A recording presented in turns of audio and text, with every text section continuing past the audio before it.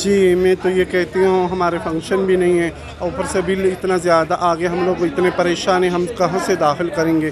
हमारे पास तो खाने के लिए भी कुछ नहीं है और 1.5 लाख रुपये बिल आ गए।